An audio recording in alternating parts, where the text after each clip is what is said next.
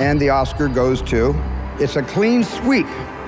The Lord of the Rings. Lord of the Rings. The Lord of the Rings. For the Lord of the Rings. The Lord of the Rings. The Lord of the Rings.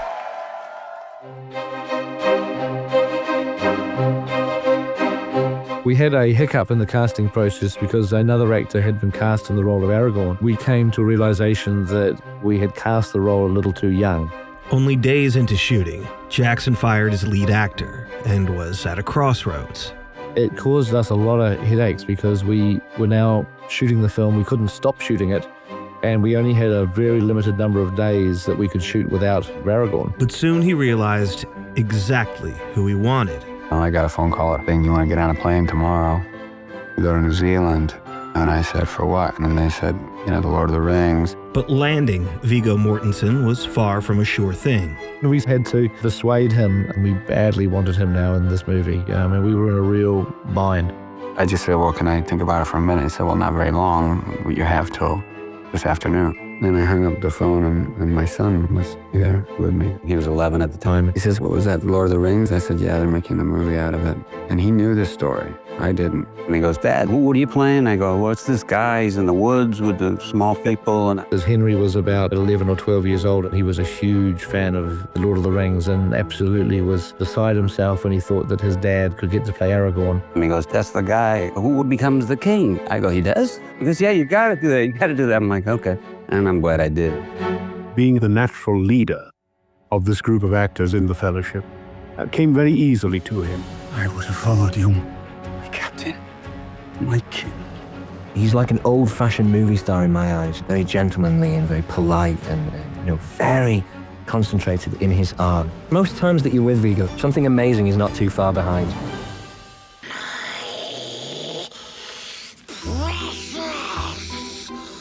Casting Gollum was a bit tricky. We swear to do whatever he wants. That was a clip from the original screen test. Gollum was really the first CG character that we were hoping to put on screen that had to believably act in a human fashion with other actors. Computer-generated characters at the time were stiff and unconvincing. And there was a lot riding on getting Gollum right. We were basically meeting actors who could do good voice work, because at that point we thought we were just looking for a voice actor. It hurts us! Don't listen to him, Fred. He's trying to trick us.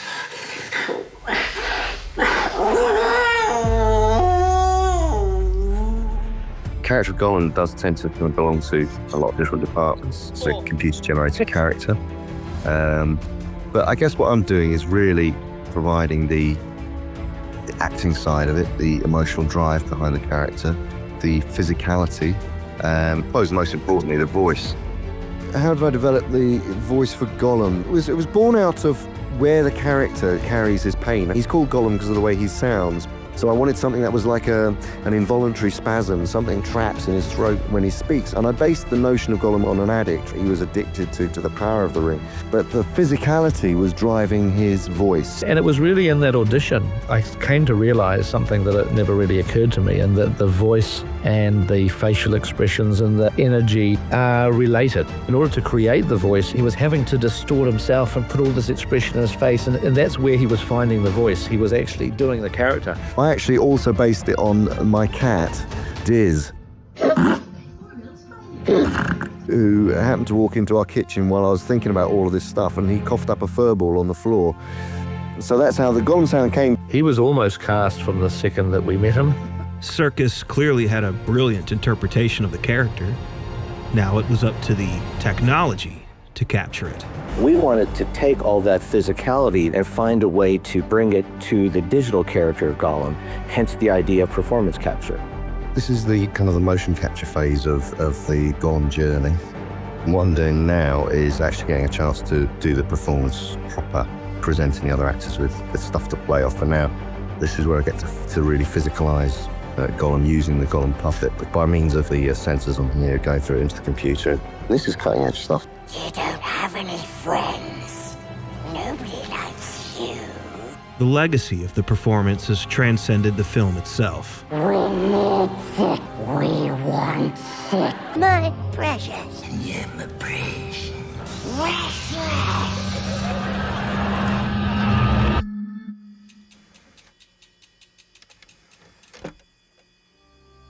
The characters are great, but it's unfilmable, and it is unfilmable. Adapting J.R.R. Tolkien's 1,000-plus page story was a massive undertaking. Tolkien, he spent his entire life creating what he called the secondary world. You know, he created the languages, he created the thousands of years of history. Nobody today that writes a piece of fiction is ever going to come close to the sheer wealth of information and detail. Of course, all of that makes it fiendishly difficult to adapt into any sort of movie. If you would shoot the book page by page, scene by scene, it would just be a mess. So Jackson would need some help. It was only 1 year after he co-wrote Heavenly Creatures with his wife Fran, which earned them an Oscar nom for Best Original Screenplay, so he turned to her. The first thing that Fran and I did was to take the 3 books of The Lord of the Rings and break it down into 90-page treatments. It was our first pass at really cracking the code. But they quickly realized that they needed help, someone who knew every detail of the book. Philippa Boyens. She's one of those people that had read Lord of the Rings once every year since she was 16 years old and knew everything about Lord of the Rings. And so she signed on to co-write. The collaboration between the 3 of us came down to Fran and I working in closely together, locked in the hotel office, getting the work done. Fran then taking it to Peter and reshaping. We'd come to bits where we knew there was action involved, so we'd just go, they fight, and it turns into 20 minutes as a finished film. Because you just knew Peter was going to come along and do it brilliantly. And the reverse is true. Peter did that with the kissing. He just handed over to us and say, well, that's your department. The real challenge of adapting over 1,000 pages was figuring out what to put in and what to cut. There are lots of things in these films which are not in the book. And I think in most cases they're improvements, because they are scenes that do have to be seen, and they add a lot to it. Other people are going to complain about the absence of Tom Bombadil. Sad, yes, but I mean, this could go on and on and on and on and on. But at the end of the day, they did stay true to the story.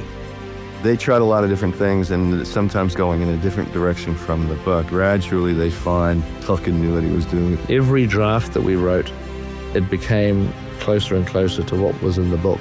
The script was coming together. The film was backed by a large studio, but there's one problem. Miramax was trying to say, well, we really feel like we want to do it in one film. As a fan, and having watched and read all of The Lord of the Rings, this is borderline offensive to the source material. Luckily, Jackson felt the same way and wasn't willing to compromise. So Miramax walked. We had one chance of continuing with the project. I said, we've got to convince somebody to make 2 Lord of the Rings films. We've got 4 weeks to do it. So Jackson flew to Hollywood and pitched it to multiple studios with no luck.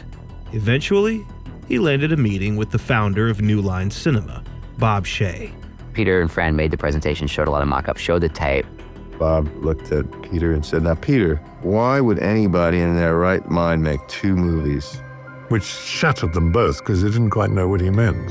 He said, this is 3 films. Thank God for that decision. This is a very complicated movie, 3 times all at once. Once New Line were on board, we had to take our 2 scripts written for Miramax and reorganize these into 3 different movies. And that really involved a total restructuring, page 1 rewrite, basically. The script was literally being rewritten, I'm not exaggerating, every single day and week for the entire 15-month shoot. I would get pages faxed to me several times a week. We were constantly updating them, partially because of the interaction with the actors. As an actor myself, I've had to leave home for weeks or even months to shoot. But shooting a film for almost 1.5 years straight in New Zealand is hard to imagine. The cast and crew had a grueling schedule, and Jackson was trying to pull off the impossible. We started shooting. We knew we'd get tired. We knew we'd get exhausted, that all sorts of pressures would descend on us. New Zealand's landscape didn't make things easier, with certain locations being difficult to access, like Mount Ngauruhoe, an active volcano used as Mount Doom, and Mount Cook, the country's highest peak. New Zealand's weather was also a factor, with the battle scene at the end of the Fellowship of the Ring being interrupted by heavy floods that destroyed the set. With multiple shoots taking place at once, Jackson monitored them via live satellite feeds, and with the constant pressure of script rewrites, he only got 4 hours of sleep a night. When you're doing 3 films back to back, the danger of the train derailing was huge. An unfortunate threat in filmmaking is money. Studios have strict budgets, and taking too long to get a shot means going over budget, or penalty. This will have to be the last take, otherwise we go into meal penalty and... We're in penalty. If you can't get the take right within the time you have, you compromise the quality of the film. So when Jackson said, Pressures would descend on us. Yeah, that's real. The Battle of Helm's Deep alone took 120 days to shoot and had to be filmed mainly at night. Unlike modern CGI-heavy films, the films heavily relied on real locations, miniatures, and thousands of extras for battle scenes, pushing many actors to their physical limits and even causing on-set injuries. We knew we had to plan these movies as detailed as we possibly could because there'd be very little room for error. On top of working like a maniac, Jackson also headed off these challenges by tackling them before they even happened. When Peter started designing the film, he basically pre-visualized every shot. Basically every frame we see in these films had already been storyboarded by Peter, and so we're able to work from visual reference. Because of the preparation, Jackson was able to make changes on the fly. He can then evaluate where scenes are running too long, even scenes that he may want to cut out entirely, all before he's wasting film, shooting actors and sets and having a crew costing tens of thousands standing around. So after 438 days of shooting, 2,400 crew members, 20,000 extras, 19,000 costumes, and 300 horses filmed across 150 different locations, they finally had a movie. Well, no, actually, they had a lot of raw footage. In fact, it was 3 million feet of film. Then, after almost 3,000 visual effects shots and 274 days of post-production, now they had a movie. Well, 3. Lovely last job. Thank you, Keith. Man, I'll never forget it. It's imprinted upon my memory for the rest of my life. Oh, Peter. It's been so amazing, Peter.